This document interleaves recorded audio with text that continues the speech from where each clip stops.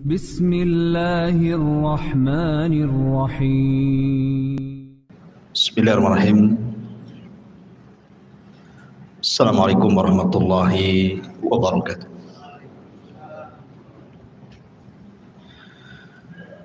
Alhamdulillah wassalatu wassalamu ala rasulillah wa ala alihi wa sahbihi wa mawalah wa la hawla wa la quwata illa billahi wa ba'd.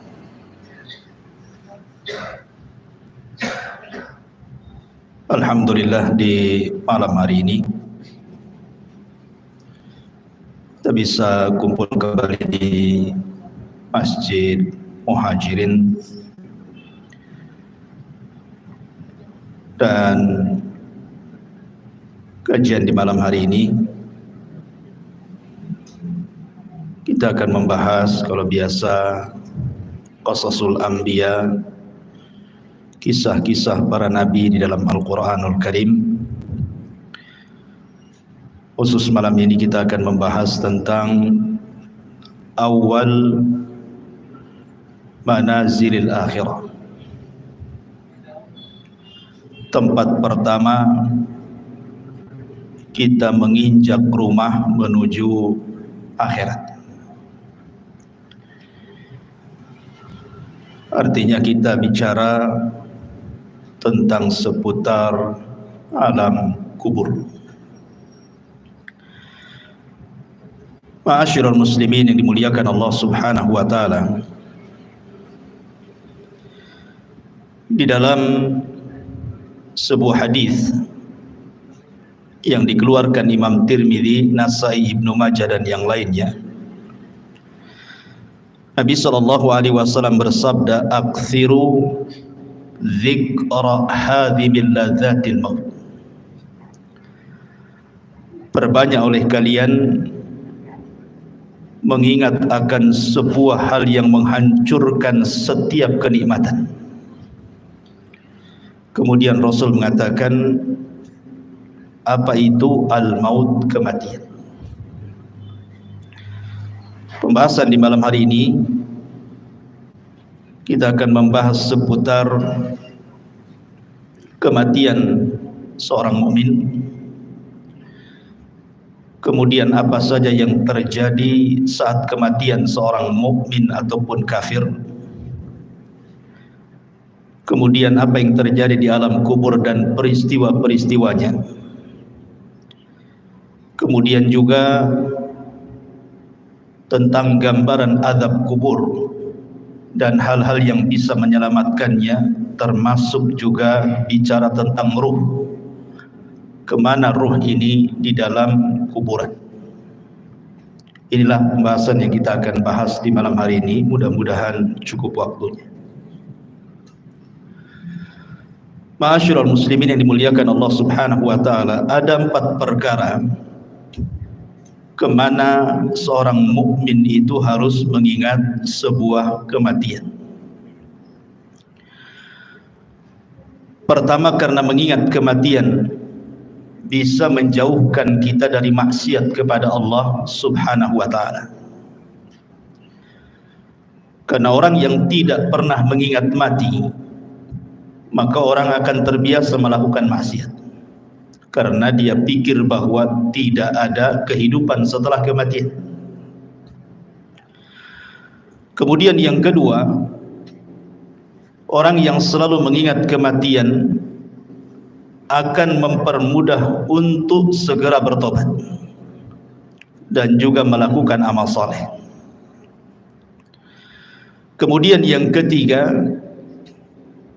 mengingat kematian adalah hal yang bisa mendatangkan rasa takut, sehingga orang tidak mungkin merasa aman dari azab kubur, dan dia akan berusaha untuk menghindarkan diri dari setiap penyebab yang akan menjerumuskan dari azab kubur. Tentu yang terakhir,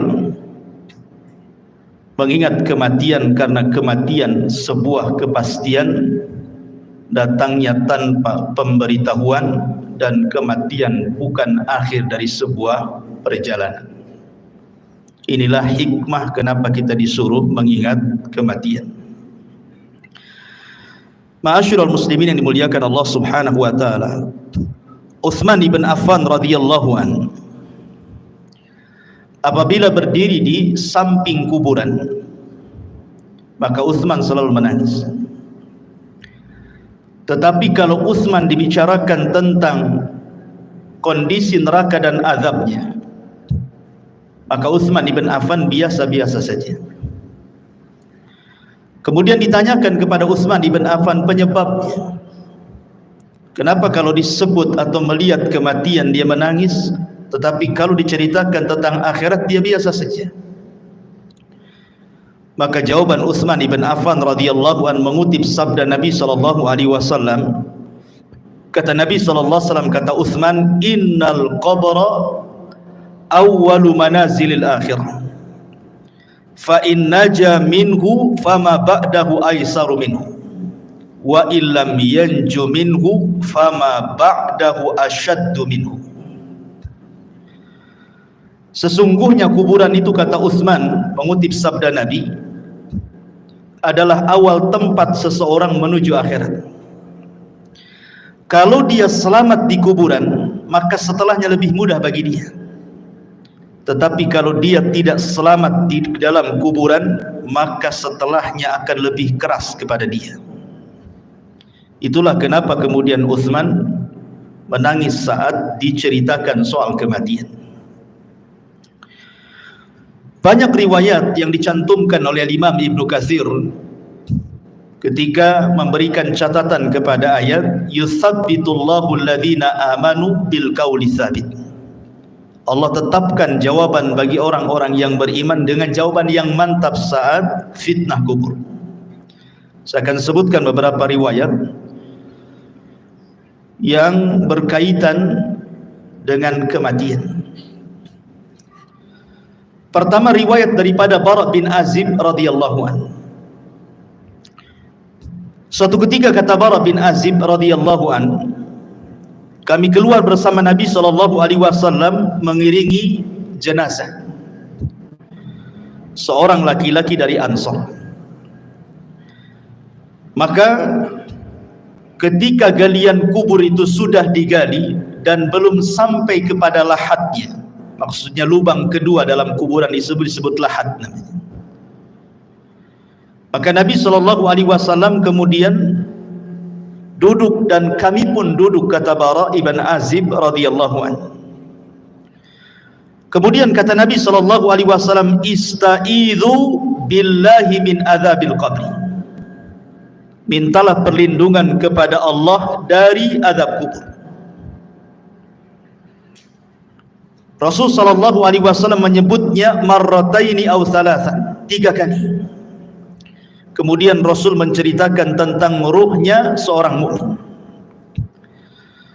Kata Nabi SAW, "Innal abda al-mu'mina idza kana fi inqita'i minad dunya wa iqbali minal akhirati nazala ilaihi malakun minas sama bidul wujuh ka'anna wujuhahumus syamsu."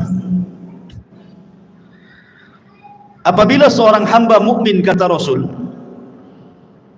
ketika dia hendak berpisah dari dunia dan menghadap akhirat, maka turun malaikat dari langit yang berwarna sangat putih sekali. Wajah-wajah malaikat ini sangat putih. Dan yang dimaksud malaikat di sini tentu bukan satu malaikat, bukan malakul maut saja, tidak, tetapi diiringi dengan rusulul maut namanya, pembantu-pembantu malaikat maut, berdasarkan ayat Al-Quran, tawaffathum rusuluna, kami wafatkan dengan mengutus utusan-utusan kami, menunjukkan bukan satu malaikat tetapi banyak malaikat. Tentu banyaknya malaikat ini berdasarkan tugas masing-masing. Malaikat maut itu kan hanya mencabut nyawa saja. Selepas itu kemudian diserahkan kepada malaikat rahmat kalau dia seorang mukmin, atau kepada malaikat azab kalau dia orang kafir atau orang fasik. Lah tentu kondisi seperti ini, ikhwan, tidak ada yang tahu kecuali orang yang meninggal. Orang-orang yang menyaksikan di sekitarnya, orang yang sedang nazah itu, tidak ada yang tahu bahwa di situ ada malaikat. Yang tahu hanyalah orang yang sedang nazah saja. Karena sebagian para ulama ketika menjelaskan apakah orang yang meninggal dunia itu mampu melihat malaikat, sebagian ulama mengatakan ya, mereka akan melihat malakul maut. Dan juga mereka akan diperlihatkan catatannya, walaupun hanya sekilas pandang saja. Catatan selama hidup dia itu dia akan diperlihatkan sekilas saja. Dan itulah kondisi-kondisi menakutkan, sehingga kenapa Rasul mengatakan saat orang seperti ini tidak boleh mengatakan kecuali kebaikan. Dan inilah doa yang paling mustajab bagi orang-orang yang hidup di sekitarnya. Minta kepada Allah agar orang ini dimudahkan kematiannya. Lah setelah itu kemudian kata Nabi SAW, ma'ahum kafanun min akfanil jannati wa hanutun min hanutil jannah. Pembantu-pembantu malaikat maut ini, sebagian mereka membawa kain kafan dari sorga dan juga minyak wangi dari sorga. Hatta yajlisu minhu madal basar, sampai kemudian mereka duduk sejauh mata memandang.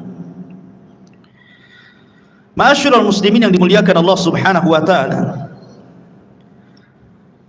para ulama mengatakan bahwa ketika Allah Subhanahu wa taala mengirim para malaikat untuk mencabut nyawa dan juga menyediakan peralatan-peralatan fardu kifayah seperti kain kafan dan juga wewangian, kalau dia ruhnya seorang mukmin maka akan diutus malaikat yang indah sekali dalam rangka ikraman, memuliakan jasad yang akan dicabut ruhnya itu. Jadi yang diutus itu betul-betul malaikat, bukan malaikat yang menyeramkan, tidak. Makanya Rasul mengatakan bidul wujuh, wajah mereka sangat bercahaya. Kemudian juga a'wanul malakal maut ini, pembantu-pembantu malaikat maut ini, mereka ditugaskan sebagian mereka untuk membisikkan di telinganya. Apa bisikannya? Alla takhafu wa la tahzanu wa abshiru bil jannati allati kuntum tu'adun. Kamu jangan takut, kamu jangan khawatir, karena Allah sudah janjikan kepadamu surga yang akan menantimu. Artinya bahwa kematian seorang mukmin itu sangat indah sekali, sangat indah, dan itulah yang dikehendaki seorang mukmin. Makanya di zaman Nabi SAW ketika ada jenazah yang lewat, kata Nabi SAW, yastarih mustarih wa mustarahu minhu. Mustarih wa mustarahu minhu. Sahabat mengatakan, apa yang dimaksud mustarih dan apa yang dimaksud mustarah minhu ya Rasulullah? Kemudian Rasul menjelaskan, kalau dia hamba yang mukmin maka dia mustarih, artinya dia menuju peristirahatannya. Dia meninggalkan keperitan dunianya, dia meninggalkan kesusahan dunianya, dan itulah yang dikehendaki seorang mukmin. Karena di dunia ini kan lelah kita hidup ini, ikhwan. Banyak masalah, banyak ujian, banyak cobaan. Apabila kemudian dia meninggalkan dunia, artinya dia meninggalkan kelelahan itu. Itu kalau seorang mukmin. Tetapi kata Nabi SAW, kalau dia orang fajir, orang jahat, mustarah minhu. Apa mustarah minhu? Maksudnya bukan dia yang beristirahat, tetapi orang lain beristirahat dari dia. Orang lain senang dengan kematiannya, orang lain mengutuk kematiannya, mendoakan buruk kematiannya, bahagia dengan kematiannya. Itu maksudnya mustarah minhu itu.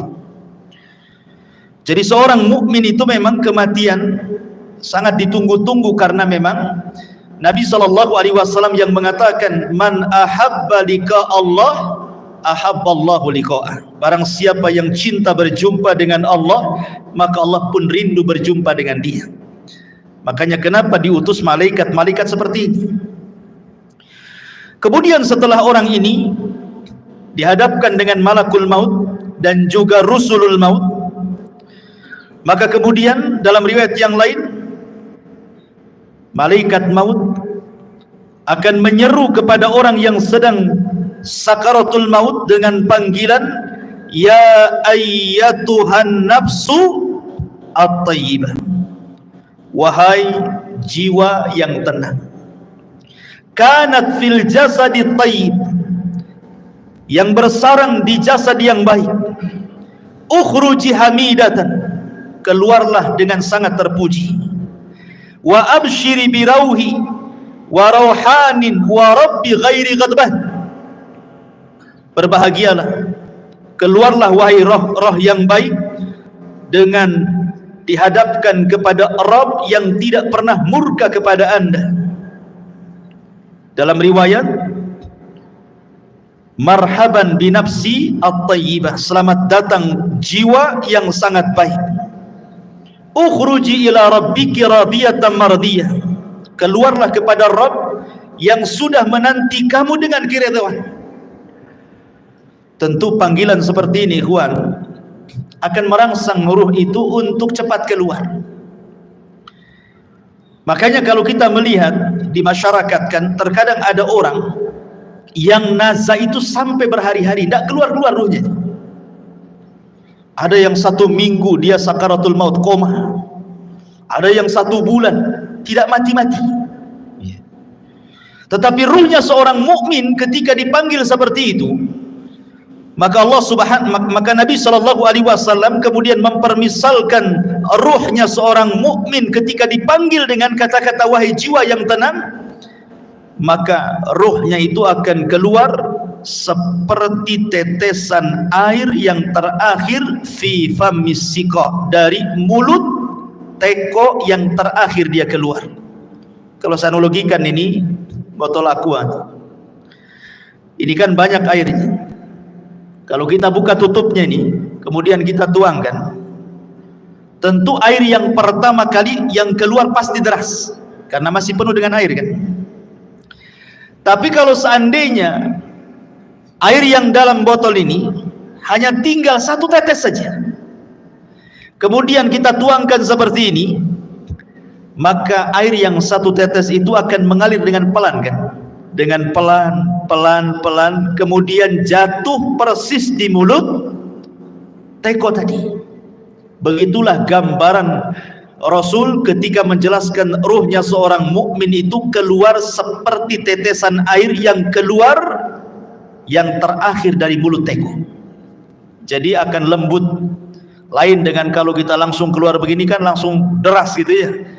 Tapi kalau tetesan yang terakhir kan lembut keluarnya, pelan, tapi pasti kemudian keluar.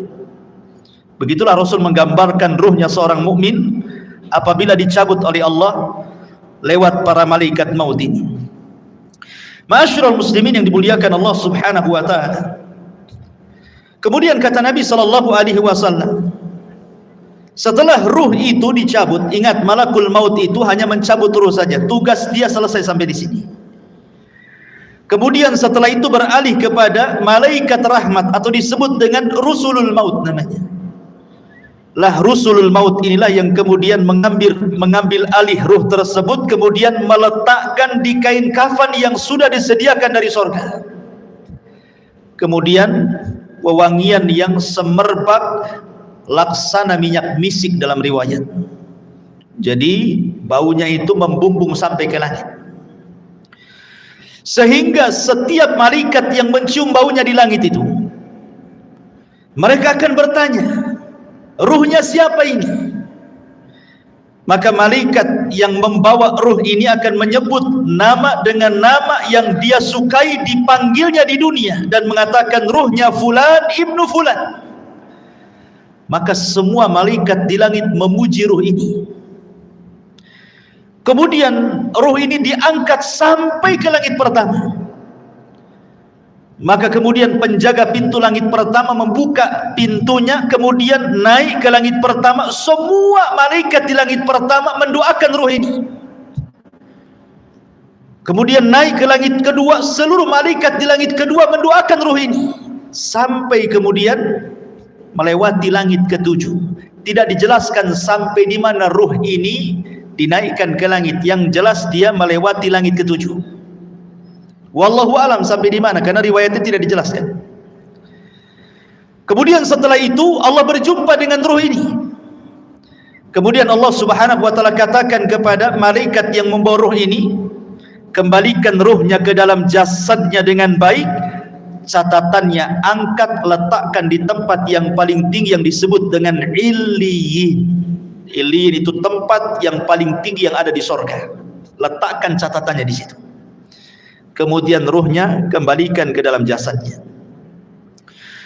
Maka kemudian ruh itu ke dalam jasadnya dikembalikan. Lah saat seperti ini, ketika ruh ini diterbangkan ke langit, disitulah manusia sedang memandikan jenazah ini, kemudian mengkafani jenazah ini, kemudian menyolati jenazah ini, kemudian mendoakan jenazah ini, sampai kemudian ke dalam kubur, kemudian meletakkan di liang lahat, kemudian dipendam kuburannya. Jadi saat proses fardu kifayah itulah ruh naik ke langit. Jadi manusia sedang sibuk memandikan, mengkafankan, menyolatkan, menguburkan, maka ruh punya kesibukan sendiri karena dia sedang menghadap Allah Subhanahu wa ta'ala. Lah kemudian ketika selesai sudah penguburan, barulah kemudian ruh itu dihantar kembali ke dalam kuburnya. Lah ketika ruh dengan jasad ini kemudian kembali, disitulah orang yang ada di kubur ini sempat mendengar pembicaraan orang-orang yang di atas kuburan, termasuk suara terompahnya, suara sandalnya, dia mendengarnya. Termasuk apa yang dibicarakan di atas itu dia sempat mendengarnya. Apakah dia sedang menangis, apakah sedang mencela, ataukah sedang memuji, ataukah sedang berbicara tentang hal-hal tentang dia semua dengar. Dan itu berdasarkan riwayat Umar bin Khattab radhiyallahu an pernah bercerita ketika Nabi SAW selesai perang Badar. Kemudian pemimpin Quraisy itu semua mati di perang Badar dan dimasukkan ke dalam sumur yang tidak berpenghuni, yang disebut dengan Qalibu Badri. Kemudian Nabi SAW 3 hari menetap di Badar setelah kemenangannya, mulai dari tanggal 17 Ramadan sampai tanggal 20 Ramadan. Kemudian Nabi SAW menghampiri sumur yang dilempar jasad-jasad para pembesar orang kafir, Abu Jahal, Umayyah, kemudian Al-Walid dan semua pembesar Quraisy yang dimasukkan ke dalam sumur itu. Kemudian Nabi SAW mengatakan dengan menyebut satu persatu namanya, wahai fulan, wahai Abu Jahal, wahai Uqbah, wahai Umayyah, disebutkan satu-satu tuh. Kemudian Rasul mengatakan, hal wajadtum ma wa'adakum haqqa laqad wajadna ma wa'adana rabbuna haqqa, kata Rasul. Wahai Abu Jahal dan para pembesar Quraisy yang lainnya, apakah kalian sudah mendapatkan yang kalian janjikan ketika kalian berada di dunia? Kata Nabi SAW, sungguh kami sudah mendapatkan apa yang Allah janjikan kepada kami hari ini berupa kemenangan. Umar bin Khattab radhiyallahu an ketika itu merasa heran kenapa Rasul berbicara dengan sumur yang di situ jasad-jasadnya pembesar orang-orang Quraisy itu. Kata Umar, ya Rasulullah, bukankah mereka sudah jadi bangkai? Mereka tidak akan mendengar ucapan. Tapi Nabi SAW mengatakan, ya Rasulullah, ketika Umar mengatakan, atukallimu amwatan, kenapa kau bicara dengan orang mati? Maka Rasul mengatakan, wallahi ya Umar, ma antum asma lima aqulu lahum, kalian tidak lebih mendengar dibandingkan orang-orang yang ada dalam sumur ini kepada ucapanku. Artinya para pembesar Quraisy yang sudah mati, yang sudah dimasukkan ke dalam sumur itu sangat mendengar ucapan Nabi. Dari sini istinbat para ulama bahwa apabila orang masuk ke dalam kuburan, maka dia mendengar saat itu apapun yang dibicarakan orang di atas kuburan itu. Makanya pentingnya kita ini menjadi orang baik. Sebab kalau orang jahat pasti akan dibicarakan keburukan di atas kuburan, dan itu menakutkan dia dalam kuburan kan gitu. Tetapi kalau yang dibicarakanlah pujian-pujian, tentu akan menenangkan. Karena tidak mungkin Allah mengumpulkan dua rasa takut, baik ketika di dunia ataukah ketika di dalam kuburan. Tidak mungkin Allah kumpulkan dua rasa takut. Kalau dia takut di dunia semasa hidupnya, maka dia akan merasa aman di kuburannya. Tapi kalau dia merasa aman di dunia, maka dia akan merasa takut di kuburannya. Lah ketika kemudian dia sempat mendengar suara-suara pembicaraan orang yang di atas kuburan, sampai yang terakhir sandal yang melangkah meninggalkannya, disitulah kemudian orang ini sempat mendengar akhir suara terompah yang meninggalkan jauh sampai di pintu gerbang kuburan. Disitulah Allah subhanahu wa ta'ala kirim amal solehnya. Dalam riwayat yang dikeluarkan atau yang diriwayatkan Abi Hurairah radhiyallahu an, tiba-tiba kemudian datanglah salat inda ra'sihi waz zakatu an yaminihi wasyamu an yasarihi wa kana fi'lul khairati min sadaqatin wassilahi wal ma'rufi wal ihsan ila nasi inda rijlaihi. Tiba-tiba ini sebelum mungkar dan nakir datang, maka amalan salat akan mendatangi dan ada di atas kepalanya. Kemudian zakat di samping kanannya, kemudian puasa di samping kirinya, kemudian perbuatan kebaikan dari sedekah, menyambung silaturahim, memerintahkan kebaikan, berbuat baik kepada manusia diletakkan di antara kedua kakinya. Karena kan posisi dia berbaring. Ya, posisi orang yang dikuburkan berbaring. Sehingga di arah kepalanya ada sholat, kemudian samping kirinya ada puasa, samping kanannya ada zakat, kemudian di sebelah kakinya ada sedekah, ada silaturahim, ada kebaikan, dan begitu seterusnya. Dan amalan-amalan ini menjelma sebagai manusia. Jadi amalan-amalan soleh itu, sholat akan menjadi manusia, kemudian zakat akan menjadi manusia dan akan mengelilingi dia dalam kuburannya. Sehingga kemudian ketika mungkar dan nakir ini datang,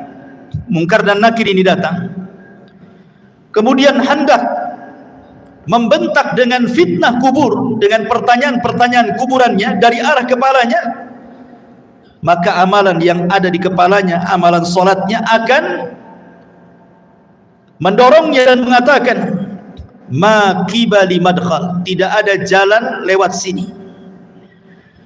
Kemudian yang ketika malaikat mungkar dan nakir akan bertanya dari sebelah kirinya, maka akan didorong oleh amal soleh sebelah kirinya dan mengatakan, ma qibali madkhal, tidak ada jalan kau untuk bertanya kepada orang ini.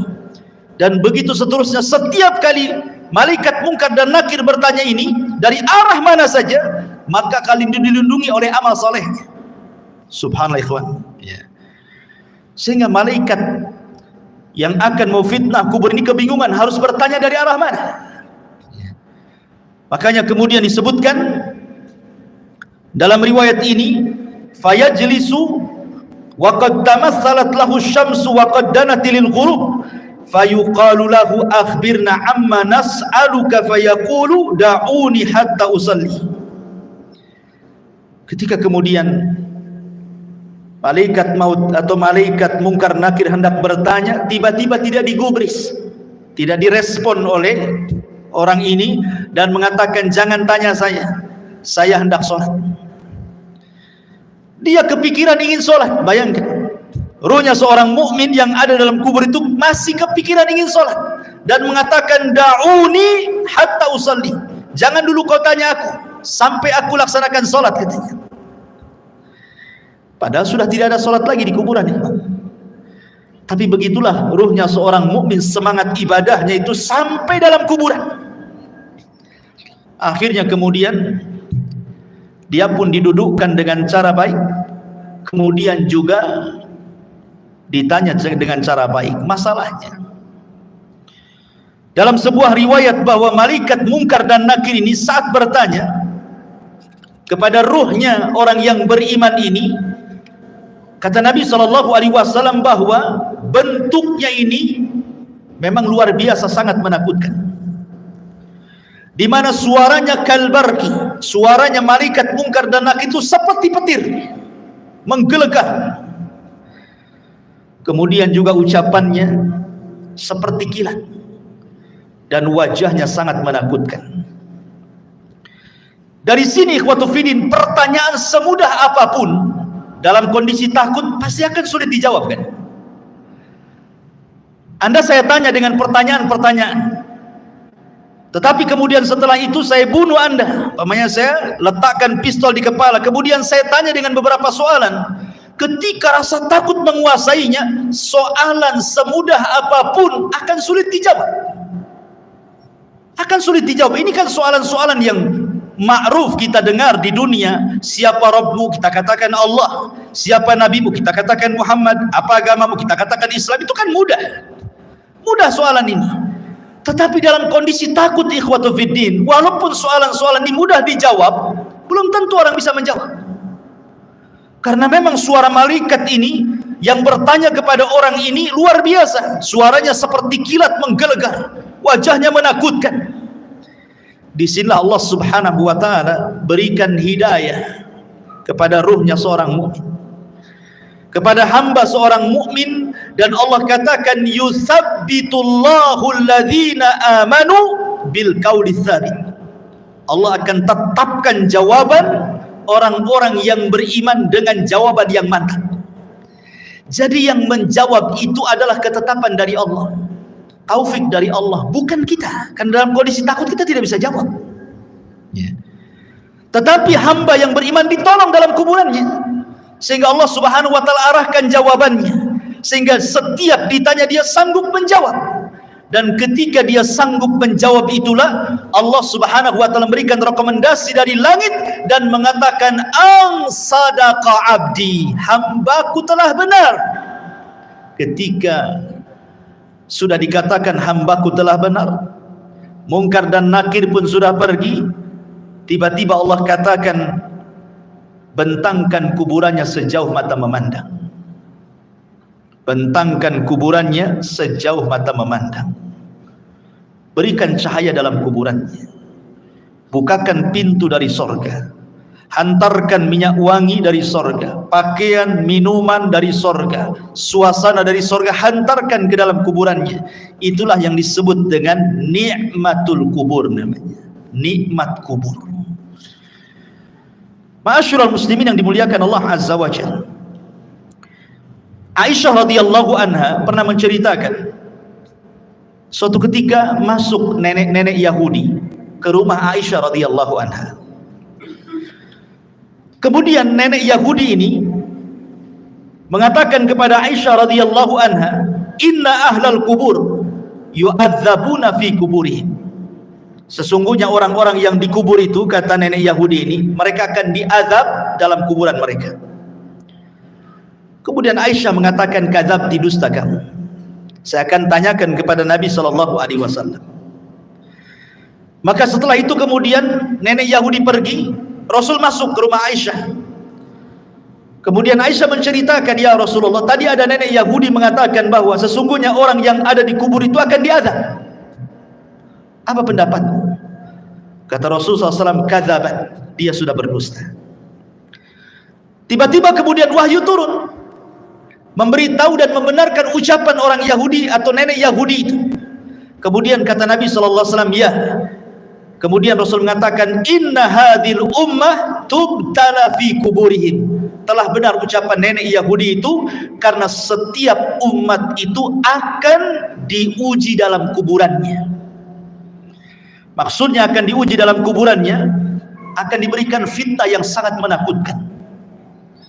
Disinilah Nabi SAW mengatakan bahwa kuburan itu awal tempat seseorang menuju akhirat. Lihat, bayangkan fitnah kubur ini kan menyeramkan ikhwan, di mana suara malaikat menggelegar seperti petir, kemudian lisannya seperti kilat, wajahnya menakutkan.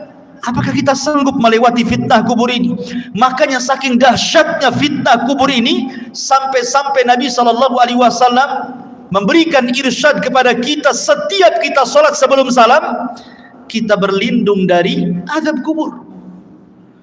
Apa kata Nabi SAW? Allahumma inni a'udzubika min adzabi jahannam wa min adzabil qabri.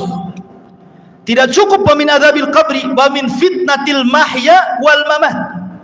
Dari fitnah kehidupan dan kematian. Fitnah kematian artinya fitnah kubur. Karena sangat mengkhawatirkan. Makanya wajar kalau seandainya Nabi SAW memerintahkan para sahabat saat kemudian menguburkan jenazah, disuruh minta dua perkara. Dan ini sunnah bagi antum yang mengantarkan jenazah ke kuburan. Ini jadi sunnah. Setiap antum mengantarkan jenazah ke kuburan, kemudian menguburkannya dan selesai penguburan, dua doa yang disunnahkan oleh Rasul sebelum antum pulang. Pertama, istaghfiru li akhi. Mintalah kepada Allah ampunan akan dosa saudara kita yang ada di kuburan ini. Yang kedua, minta kepada Allah ketetapan supaya dia sanggup menjawab. Itu saja. Itu sunnah dua, jangan pernah ditinggalkan. Jangan kita hantarkan mayat ke kuburan, setelah dikuburkan kita pulang. Enggak begitu sunnahnya. Tetapi selesai penguburan jangan pulang dulu. Kita dekati kuburan, kemudian kita kepal beberapa tanah kalau kita tidak ikut menguburkan, kemudian kita letakkan di atas kuburannya, kemudian kita katakan, ya Allah ampuni orang ini, ya Allah tetapkan jawaban orang ini, kemudian pulang. Itu sunnahnya, ya. Ma'asyiral muslimin yang dimuliakan Allah Subhanahu wa taala. Kembali kepada hadis Nabi sallallahu alaihi wasallam. Kemudian Nabi sallallahu alaihi wasallam mengatakan, adapun ruhnya orang fajir, orang jahat, orang kafir, orang fasik, maka kemudian malaikat maut ini akan menyerukan dengan kalimat-kalimat yang sangat menakutkan saat kematiannya. Dia mengatakan, ya ayyatuhan nafsul khabithah kanat fil jasadil khabithi ukhruji dhamimatan wa abshiri bihamimin wa ghassab. Subhanallah. Malaikat maut mengatakan, wahai ruh yang jahat, yang hinggap di jasad yang jelek, keluarlah secara tercela dan habarkanlah dengan neraka yang menyala-nyala dan juga dengan nanah penduduk neraka. Coba bayangkan panggilannya, wahai jiwa yang buruk, yang bersarang di jasad yang buruk, keluarlah secara tercela dan habar gembirakan dengan neraka yang menyala-nyala dan darah dan nanah penduduk neraka yang sudah menunggunya. Keluar kamu. Ini panggilan menyeramkan, ikhwan. Makanya kenapa kemudian ruhnya orang-orang yang tidak beriman itu tidak mau keluar, sehingga terkadang nazak berhari-hari, berminggu-minggu, berbulan-bulan tidak mau keluar dia tersiksa itu dengan ruh yang ada dalam badannya, sampai-sampai Nabi SAW ke pisau yang berbentuk bengkok, mungkin bahasa kitanya seperti cerulit, ya. Ada pisau berbentuk bengkok seperti ini, kemudian dihadapkan dengan kambing wol, dihadapkan dengan kambing wol yang belum dicukur itu. Lihat kambing wol itu kan banyak tuh rambutnya tuh, kalau belum dicukur itu ya. Kemudian pisaunya dimasukkan, otomatis ketika pisau dimasukkan ke dalam kambing wol itu, otomatis akan terkait-kait dengan bulu-bulunya. Setelah terkait-kait dengan bulu kambing wol itu, kemudian disiram. Anda bisa bayangkan, akhirnya kemudian makin lengket dengan pisau itu. Kemudian setelah lengket dengan pisau, kemudian kata Nabi SAW, pisau itu kemudian ditarik dengan cara paksa. Kira-kira apa yang terjadi? Akan merontokkan setiap bulu-bulu kambing wol itu. Maknanya ketika ruhnya orang fasik, orang fajir, orang kafir dicabut itu, maka akan merontokkan seluruh persendiannya, seluruh tulang-tulangnya, dan dia akan menjerit. Tidak ada yang tahu rasa sakitnya kecuali Allah, dan jeritannya tidak ada yang mendengar kecuali binatang. Manusia tidak dengar, tetapi para binatang tahu. Dan tidak ada yang bisa merasakan rasa sakit seperti itu kecuali Allah yang tahu rasa sakitnya. Jangan lagi orang fasik, ikhwan, orang yang beriman saja. Kata Nabi SAW, wa inna fil al-mauti la saqarat. Dalam kematian itu kan ada keperitan, ada rasa sakit. Setiap orang pasti merasakannya. Nabi saja merasakannya. Tetapi rasa sakit yang diderita seorang mukmin saat kematian itu adalah, boleh jadi itu akhir penggugur dosa dia. Tapi rasa sakit yang diderita orang fajir, orang fasik, orang kafir, boleh jadi itu awal azab saat kematiannya. Ma'asyiral muslimin yang dimuliakan Allah Azza wa Jalla. Kemudian setelah itu ruh itu keluar, apa yang terjadi? Kata Nabi SAW, maka dia sudah disediakan kain kafan dari neraka. Kain kafan dari neraka, ikhwan. Artinya ini bukan kain kafan biasa. Kain kafan yang penuh dengan api, dengan bau busuk penduduk neraka yang melambung ke langit.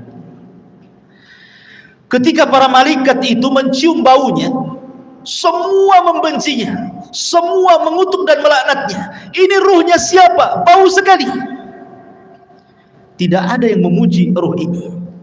Sehingga ketika betul-betul Rasulul Maut ini mengangkat ruh itu dalam kain kafan di neraka sampai membumbung ke langit, apa yang terjadi? Tidak ada satupun pintu langit yang mau dibuka. Lihat bahasa Al-Quran. Allah Subhanahu wa taala mengatakan dalam surah Al-A'raf ayat 40, la tufattahu lahum abwabus sama wa la yadkhuluna al-jannah hatta yalijal jamalu fi sammil khiyat. Pintu-pintu langit tidak ada yang dibuka, satu pun. Bahkan mereka tidak akan masuk ke dalam surga sampai ada cerita unta masuk ke lubang jarum. Bagaimana mungkin unta yang sangat besar masuk ke lubang jarum? Lubang jarum itu kecil, unta itu besar. Artinya bahwa selubang jarum pun pintu langit itu tidak akan dibuka, dan dia tidak akan menembus walaupun hanya langit pertama.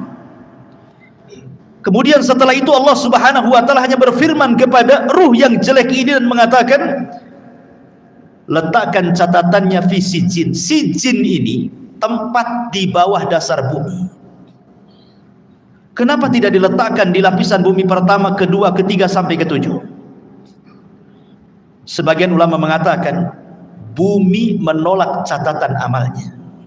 Bumi saja menolak. Di mana lapisan bumi pertama menolak untuk diletakkan catatannya, kemudian turun lagi ke lapisan kedua menolak juga, lapisan ketiga menolak juga, sampai lapisan bumi yang terakhir menolak juga. Ketika kemudian ditolak, akhirnya diletakkan di mana catatan itu? Di sijin, ya, di dasar bumi yang paling dalam. La haula wala quwata illa billah. Kemudian kata Allah Subhanahu wa taala dalam Al-Qur'an, "Wa man yusyrik billahi faka'annama kharra minas sama' fatakhtafuhu at-tayru aw tahwi bihi ar-rih fi makanin sakhih."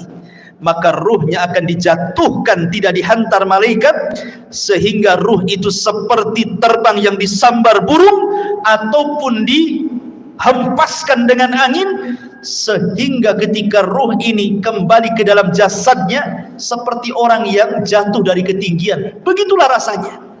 Anda bisa bayangkan, Anda jatuh dari atas ketinggian 20-30 meter saja, rasanya luar biasa sakit. Itulah yang akan dirasakan oleh ruhnya orang jahat ketika dilempar dari langit kemudian menyatu lagi dengan jasadnya. Apa yang terjadi ketika itu?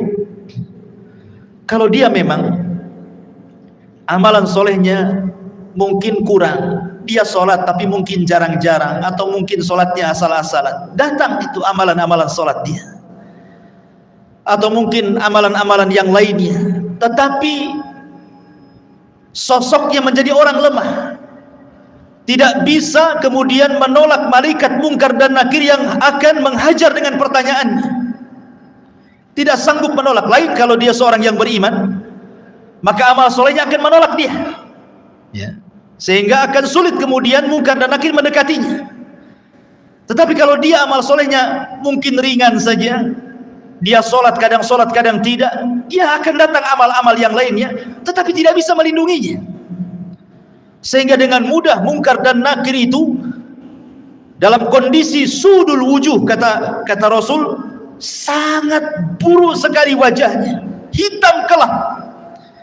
Kemudian membentak dengan suara petir, dengan suara kilat, menakutkan, sehingga ketika ditanya, man rabbuk, siapa Rabbmu, wa ma nabiyuk, siapa nabimu, wa ma dinuk, apa agamamu, pertanyaan ini ringan, tapi karena ketakutan yang bersangatan, dia pun tidak bisa menjawab dan mengatakan, wallahi la adri aqulu kama qala an-nas wa fa'altu kama fa'ala an-nas. Aku tidak tahu. Aku mendengar, ya pernah mendengar apa yang diucapkan manusia seperti itu. Dia tidak bisa menjawab. Ketika dia tidak bisa menjawab berkali-kali apa yang terjadi, maka Allah Subhanahu wa taala akan mengirim penyeru dari langit dan mengatakan, an kadzaba abdi, hambaku telah berdusta. Subhanallah. Disebutkan dalam riwayat, summa yuqayyadu lahu a'ma, asam, akma, abka. Didatangkan kepadanya orang yang buta, orang yang tuli, orang yang bisu, wa fiyadihi mirzabatun, di tangannya ada gada yang sangat besar, lau dzuriba biha jabalun lakana turaba. Kalau palu itu dipukulkan di bukit atau gunung itu hancur jadi tanah. Dan itu dipukulkan setiap kali dia tidak bisa menjawab. Tidak bisa menjawab, dipukul. Tidak bisa menjawab, dipukul. Yang kalau dipukulkan, lau dzuriba biha jabalun, kata Rasul, kalau pukulan itu diletakkan di gunung batu, lakana turaba, gunung itu akan menjadi turab, tanah, hancur berantakan. Bagaimana kalau dipukulkan kepada manusia? Mengerikan, ikhwatu fiddin yang dimuliakan Allah Azza wa Jalla. Maka ketika itu kemudian Allah Subhanahu wa taala katakan, sempitkan kuburannya sesempit-sempitnya. Kemudian bukakan pintu neraka kepadanya. Hantarkan hembusan-hembusan panah dari neraka ke dalam kuburannya. Kemudian dia pun mendapatkan azab kubur yang nanti saya akan jelaskan seperti apa azabnya.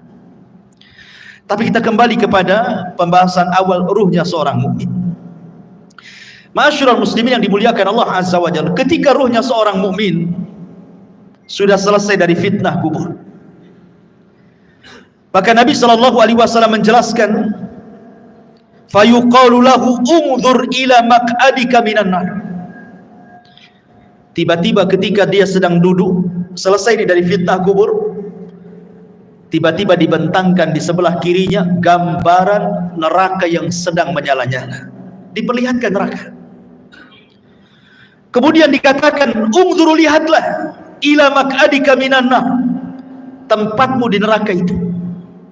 Kemudian qad abdalakallahu bihi maq'adan minal jannah, tapi tenang, tempatmu bukan di sana. Kemudian sebelah kanannya digambarkan gambaran sorga dan dikatakan tempatmu di sini.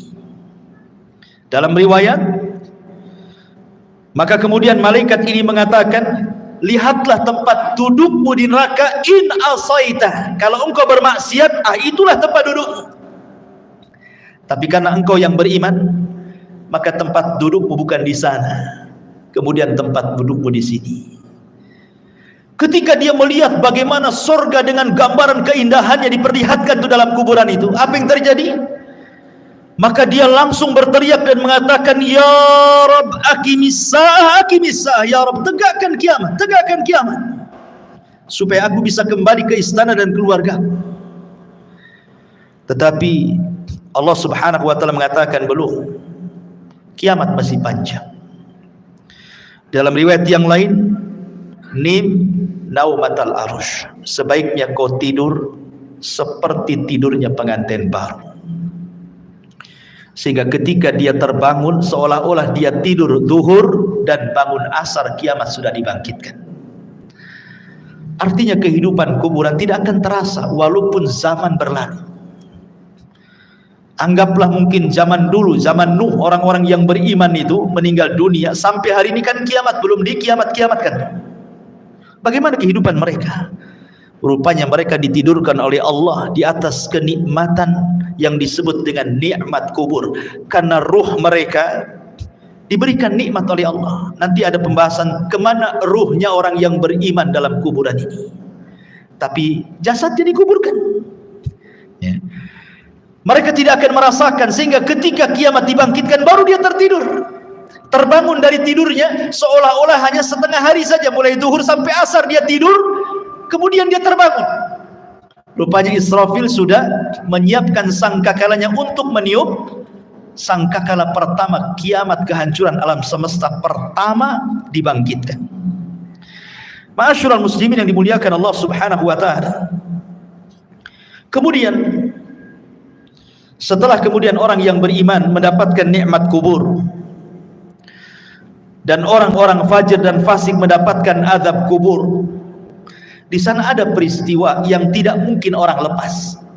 Apakah dia mukmin, apakah dia kafir, apakah dia fasik, apakah dia fajir, apakah dia sahabat Nabi ataukah bukan sahabat Nabi, ada peristiwa yang tidak bisa lepas dari manusia. Apa itu? Himpitan kuburan. Semua manusia akan dihimpit dalam kuburnya, tidak akan selamat. Mau bayi sekalipun yang belum punya dosa tetap akan dapat himpitan kuburan. Bahkan sahabat Nabi sekelas Sa'ad ibn Mu'adz, yang satu kabilah Aus masuk Islam karena dia. Kemudian saat kematiannya 70.000 malaikat tidak pernah turun dari langit, turun pula ke bumi untuk ikut memandikan jenazahnya. Tapi Rasul mengatakan, kalau ada orang yang selamat dari himpitan kubur, Sa'adlah orangnya. Tapi Sa'ad pun tidak selamat. Bayangkan, himpitan kubur tidak akan menyelamatkan siapapun, mau sahabat Nabi atau bukan sahabat Nabi, mau orang yang beriman atau orang kafir, semua akan merasakan himpitan kuburan ini. Tapi sebagian para ulama membahas, tentu akan ada perbedaan himpitan bagi orang yang beriman dengan himpitan bagi orang kafir atau fasik. Sebagian ulama mengatakan, adapun himpitan bagi orang yang beriman itu seperti ibu memeluk anaknya. Rasa kasih sayang seorang ibu kepada anaknya, seperti itulah bumi ketika menghimpit, laksana seorang ibu memeluk anaknya. Karena kita ini dari tanah dan akan kembali kepada tanah, jadi tanah itu seperti ibu bagi kita. Sehingga ketika himpitan tanah itu menghimpit setiap jasad orang yang beriman, maka tidak akan merasakan rasa sakit sedikit pun, karena itu bentuk sayang seorang ibu kepada anak.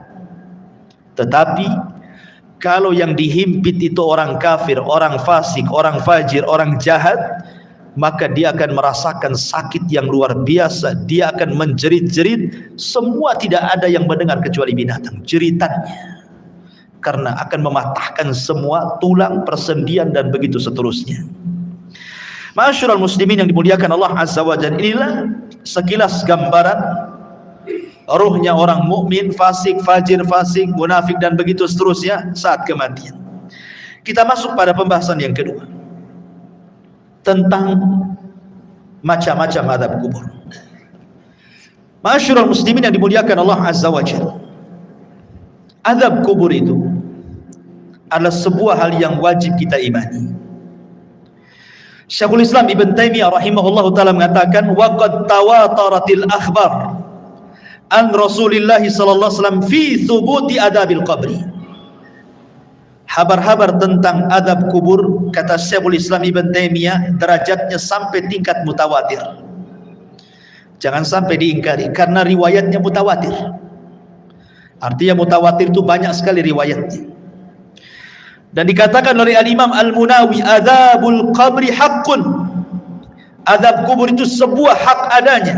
Dan Imam Ghazali mengatakan, man angkarahu fahuwa mubtadi'un, siapa yang mengingkari azab kubur maka dia adalah ahli bid'ah. Dan Imam Suyuti mengatakan, adzabul qabri huwa adzabul barzakhi, azab kubur adalah azab barzakh. Udhifa ilal qabri li'annahu al-ghalib. Kenapa disebut kubur? Karena memang umumnya orang dikubur. Tapi sebenarnya ini disebut dengan barzah. Barzah itu artinya penghalang tembok antara kehidupan dunia dengan kuburan. Makanya tidak akan bisa orang itu mengintip kehidupan kuburan. Kenapa? Karena ada barzah, tembok yang menghalangi antara kita dengan mereka. Walaupun Anda pasang CCTV sekalipun, kita letakkan CCTV dalam kuburannya, maka kita tidak akan mampu melihat mungkar, nakir, peristiwa apapun yang ada di kuburannya. Ingat, karena ada barzah tadi. Barzah itu penghalang antara kehidupan kita di atas bumi dengan kehidupan di bawah bumi. Ma'asyiral muslimin yang dimuliakan Allah Subhanahu wa taala. Bicara tentang adab kubur, ada 9 poin yang ingin saya jelaskan.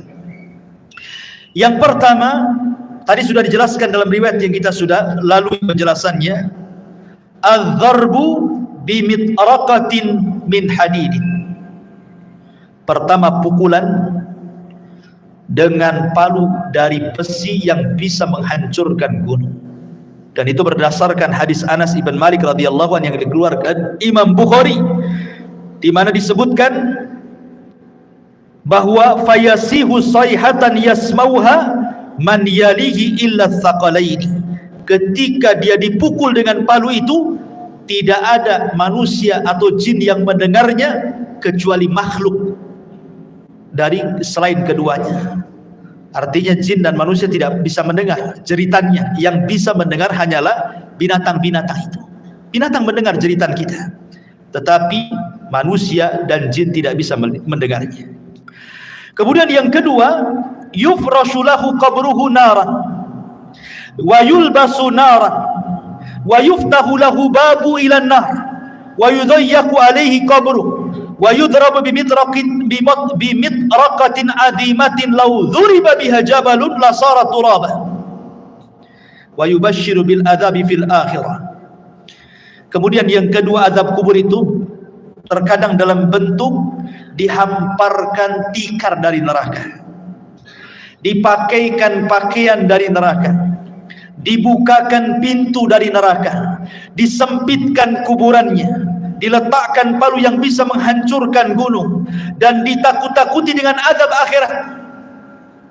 Bayangkan orang yang di kuburan itu, sebagian mereka dibentangkan tikar dari neraka, dipakaikan pakaian dari neraka lagi, dibukakan pintu dari neraka lagi, disempitkan lagi kuburannya. Subhanallah.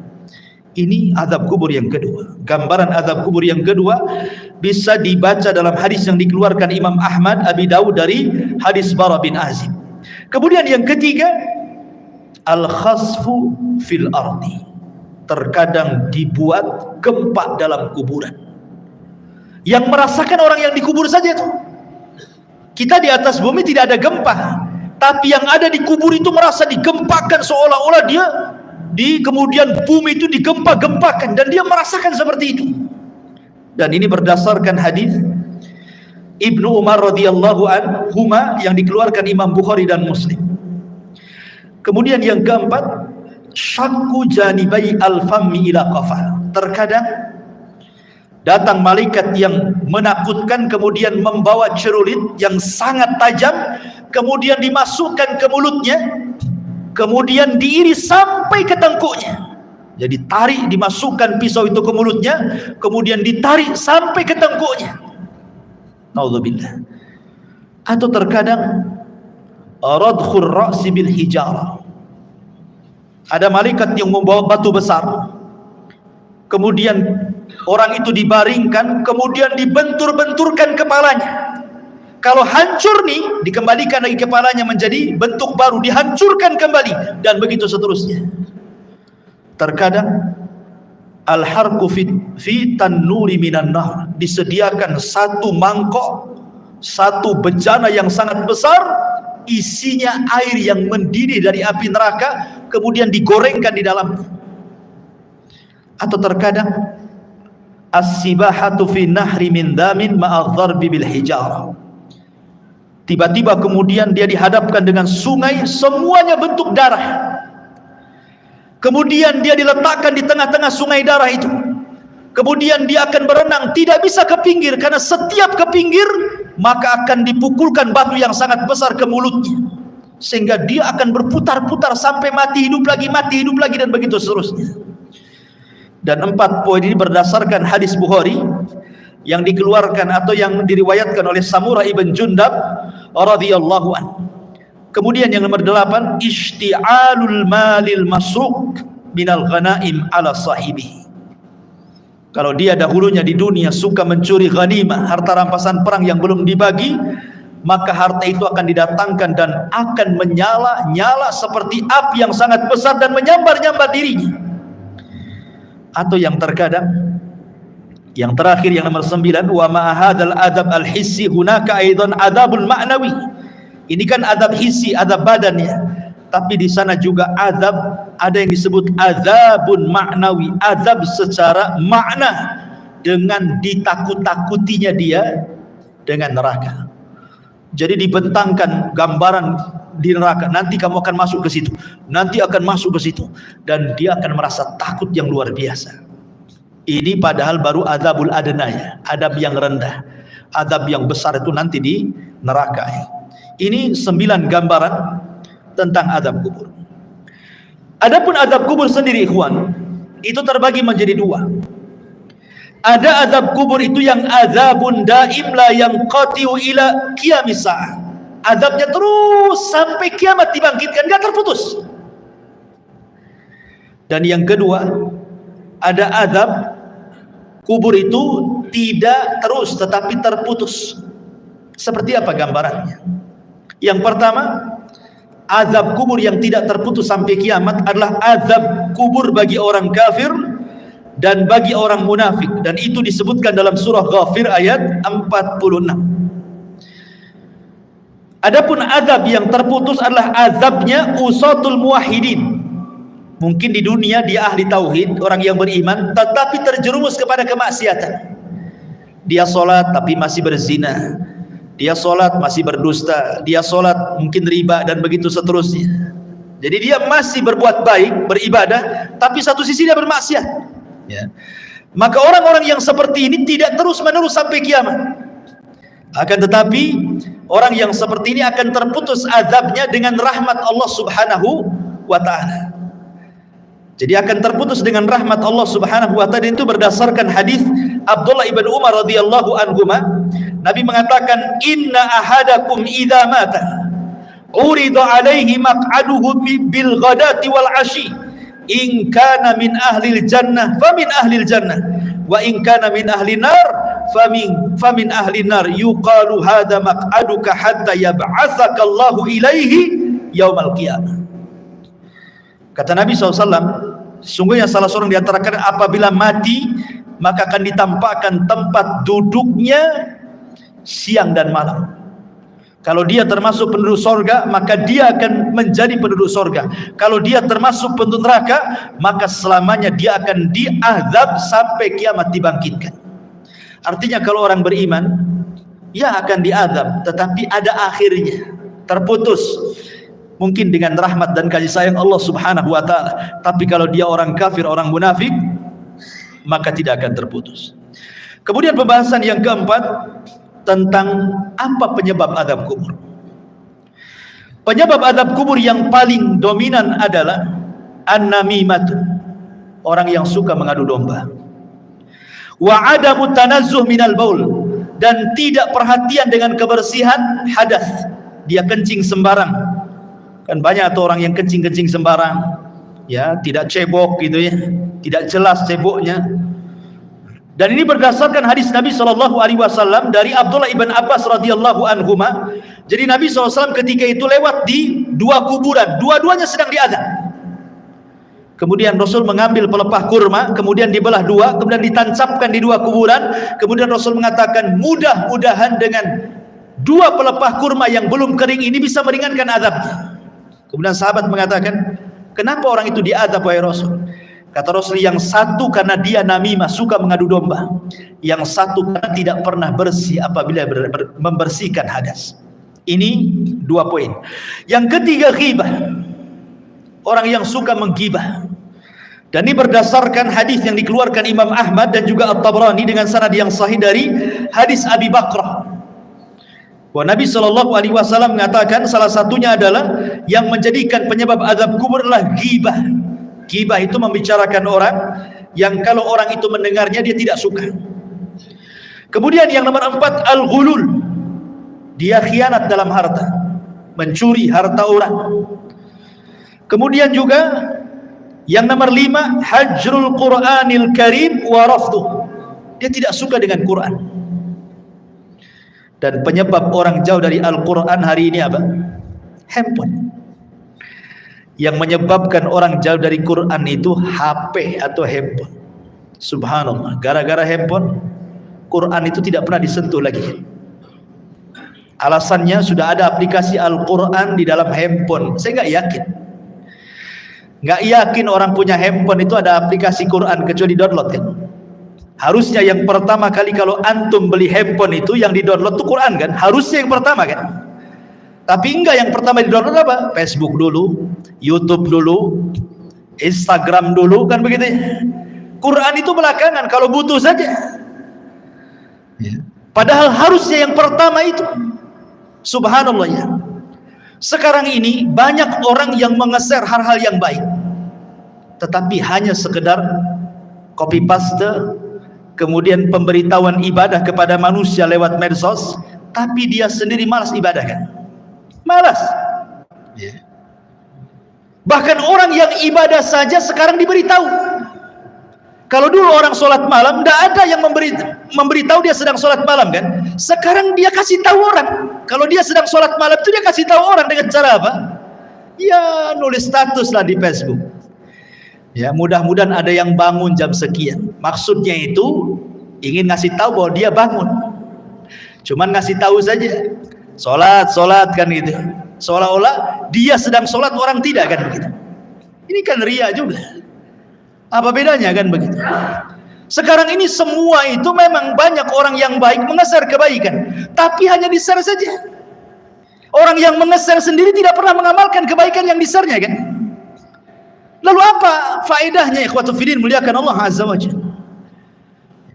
Makanya di sini ikhwatu fiddin bahwa tantangan yang paling berat ketika orang jauh dari Quran itu adalah handphone. Handphone ini tidak bisa lepas dari kita. Tidur saja wajib di sampingnya. Kalau bisa itu sekarang ada power bank itu wajib di sampingnya.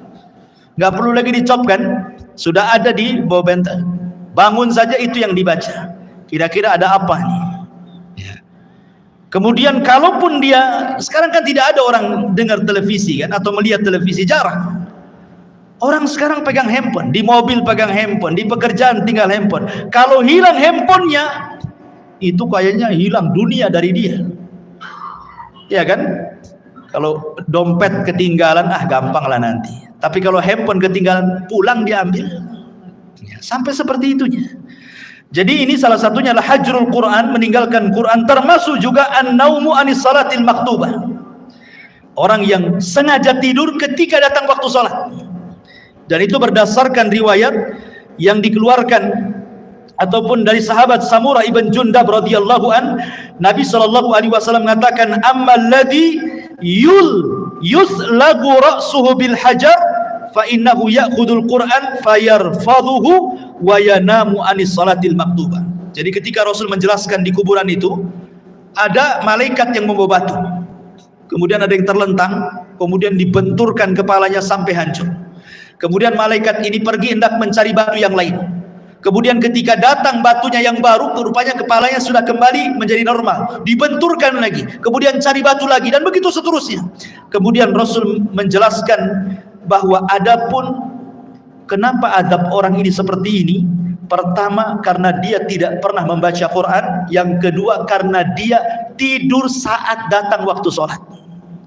Nah ini yang keenam. Kemudian yang ketujuh al-kadhib, orang yang suka berdusta. Dan sekarang dusta ini paling mudah dilakukan dengan medsos. Sekali lagi kembali ke medsos, apalagi musim politik hari-hari. Musim politik ini jangan ngeser asal-asalan, karena terkadang untuk menjatuhkan lawan, terkadang menyebarkan berita hoax. Kita tidak tahu ya. Contoh umpamanya akhir-akhir ini kita mendengar Saudi Arabia mengadakan pesta itu Holy Week itu apa itu ya, pesta hantu. Hoax, Iwan. Tidak ada itu cerita kayak gitu. Dari mana? Itu hoax yang disebarkan untuk menjelek-jelekan negara sana kan itu. Itu kan sedang membuka festival apa? Ya, ceritanya begitu.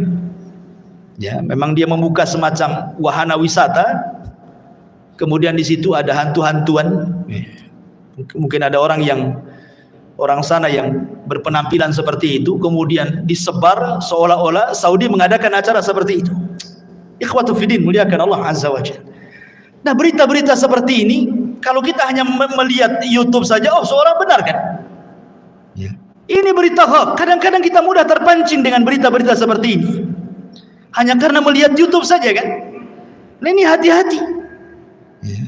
Kalau kita mungkin hanya sekedar membaca, oke lah. Tapi kalau kemudian sampai mengeser kan sama aja dengan hantu menyebarkan dusta kan? Nah itu kan hati-hati. Ini penyebab azab kubur terbesar hari ini adalah dusta. Karena orang berdusta paling mudah sekarang. Nulis status share, copy paste share, selesai. Dia tidak sadar bahwa dia sedang berdusta. Kalau dulu berdusta itu paling 1-2 orang yang kena korbannya. Sekarang kita berdusta ini bisa ribuan orang kena korban, ikhwan. Dengan cara melihat itu semua kena dengan berita yang kita share. Nauzubillah. Ya. Dan ini kata Al-Hafidz Ibnu Hajar rahimahullahu taala, wa innama istahaqqa ta'dzib lima yanshau an tilkal kadzbah. Bahwa kata Imam Al-Hafidz Ibnu Hajar rahimahullah mengatakan sesuatu hal yang berhak mendapatkan azab kubur ketika seseorang mudah kemudian menyebarkan berita dusta. Kemudian yang nomor 8 zina berdasarkan hadis Samurah bin Jundab. Kemudian yang nomor 9 aklur riba, memakan dosa riba. Kemudian yang nomor 10 asyirku wal kufru, kesyirikan dan kekufuran, termasuk juga niyahatul mayyit. Niyahatul mayyit itu maksudnya orang yang hidup ketika ada yang meninggal orang yang dicintainya, dia pun meraung-raung, menjerit-jerit seolah-olah menolak takdir Allah. Ya. Seolah-olah menolak takdir Allah. Ini bahaya karena membuat orang yang meninggal itu diazab. Kata Nabi sallallahu alaihi wasallam, yu'adzabul mayyitu bibukai ahlihi alihi. Bahwa mayit akan diazab dengan tangisan orang yang hidup kepadanya. Makanya antum wajib, laki-laki yang menggunakan akalnya, kalau ada keluarga yang meninggal, nasihati. Biasanya wanita-wanita yang suka niyah, ya, nasihati mereka. Jangan menangis, tabah, sebab dengan tangisan orang hidup itu menjadikan si mayat diazab masalahnya. Nah, ini juga termasuk daripada azab kubur. Dan banyak sekali. Kemudian secara singkat amal-amal yang bisa menyelamatkan dari azab kubur. Pertama, perbanyak baca surah Al-Mulku. Tabarakalladzi biyadihil mulku wa huwa ala kulli syai'in qadir. Perbanyak baca surat Al-Mulk. Kemudian yang kedua, perbanyak amal saleh. Kemudian yang